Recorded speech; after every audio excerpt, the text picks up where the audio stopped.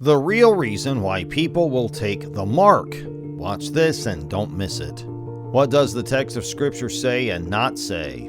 This would be the question because more than any other single item in the Bible, the mark of the beast has been the subject of debate, ridicule, argument, and speculation. Its numerical nomenclature has been the subject of debate among Christians and non-Christians alike. So, do you want to know the real reason why most people will take the mark of the beast? Welcome to our channel and stay with us till the end of the video. Revelation chapter 13 verse 16 and 17, King James Version, and that no man might buy or sell save he that had the mark of the name of the beast or the number of his name. And no one could purchase or sell except those who got the marking or the name of the beast or his number. When reading the book of Revelation, we read about the mark of the beast and that people would worship the beast. We instantly assume that these signs will manifest overnight, but the truth is that the spirit of the Antichrist is already active. According to the Bible, the god of this world has already begun his job.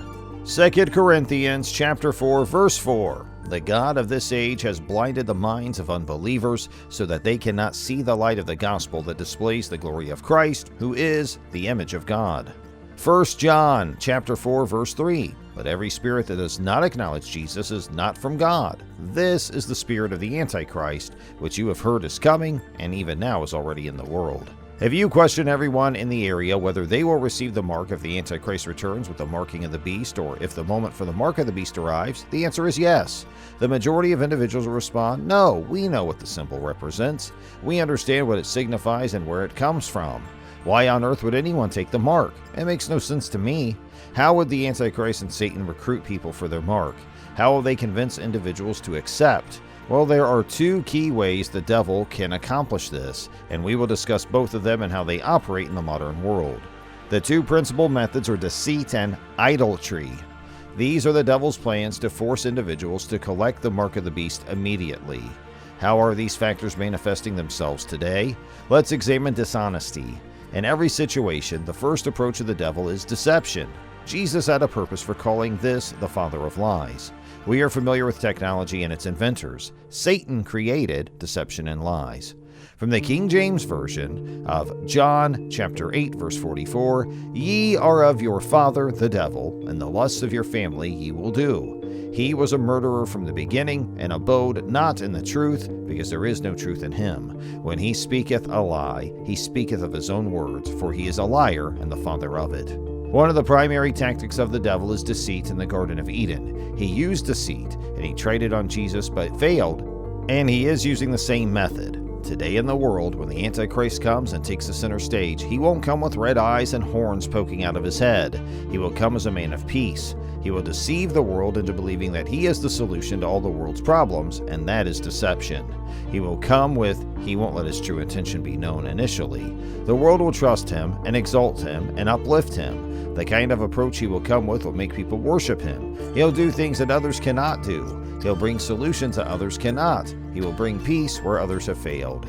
2 Thessalonians chapter 2 verse 3 and 4. Let no man deceive you by any means, for that day shall not come, except there come a falling away first, and that man of sin be revealed, the son of perdition, who opposeth and exalteth himself above all that is called God, or that is worshipped, so that he as God sitteth in the temple of God, shewing himself that he is God.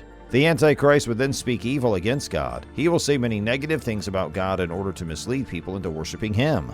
The Antichrist will divert people's attention from God to himself. Revelation chapter 13 verse 1. And I stood upon the sun of the sea, and saw a beast rise up out of the sea, having 7 heads and 10 horns, and upon his horns 10 crowns, and upon his heads the name of blasphemy. And the beast I saw was like a leopard, with the feet of a bear and the mouth of a lion. The dragon gave him his power, his seat, and his great authority. I saw one of his heads as if it had been mortally wounded, but the wound was healed, and the entire world followed the beast. Revelation chapter 13 verse 4. And they worshipped the dragon which gave power unto the beast, and they worshipped the beast, saying, Who is like unto the beast, who is able to make war with him? Revelation chapter 13 verse 5. And there was given unto him a mouth speaking great things, and blasphemies, and power were given unto him to continue 42 months. Revelation chapter 13 verse 6. And he opened his mouth in blasphemy against God, to blaspheme his name, and his tabernacle, and them that dwell in heaven. Revelation chapter 13 verse 8. And all that dwell upon the earth shall worship him whose names are not written in the book of life of the Lamb, slain from the foundation of the world. He will be beautiful, charming, and successful, fueled by the very power of hell. You have never witnessed such demonic charisma. He will deceive people. He will deceive nations. He will deceive millions. He will be demonically empowered, and millions will worship him. He will be an emblem of reconciliation, a symbol of peace, a beacon of hope, a path to utopia, and a guiding light filled with false promises. He will resemble the solution as well as appear as an angel of light.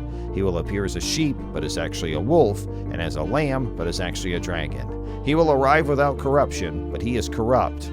The devil possesses real power, but it pales in comparison to the power of a god.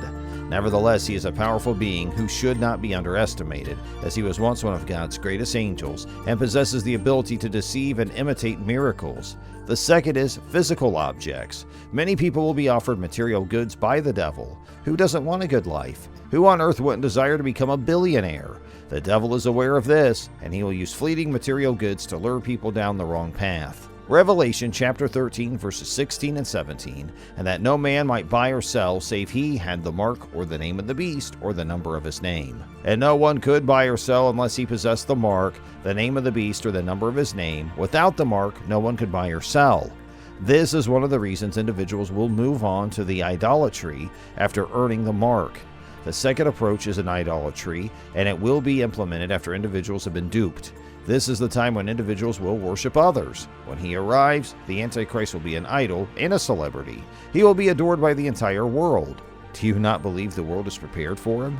As a Christian, you should never rest or assume that the plan of the man of sin will not be revealed until after the rapture or later in life. John communicated both the revelation from the sea and the beast from the land.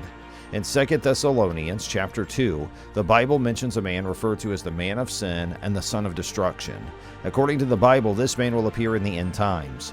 In order to comprehend when this man of sin will appear, we must understand that he will begin his activities in the final days. 2 Thessalonians chapter 2 verse 3, Let no man deceive you by any means, for that day shall not come, except there come a falling away first, and that man of sin be revealed, the son of perdition. This man will be reviewed by the entire world, and everyone will witness his actions. What will this man of sin do?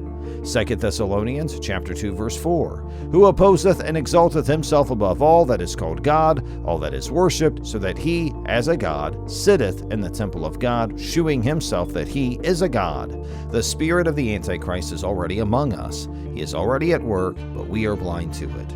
Hey, that's all for today. We hope you enjoyed our video. If you did, please subscribe to our YouTube channel to see more of them, and we look forward to seeing you in our next video. Thank you for watching, and be blessed.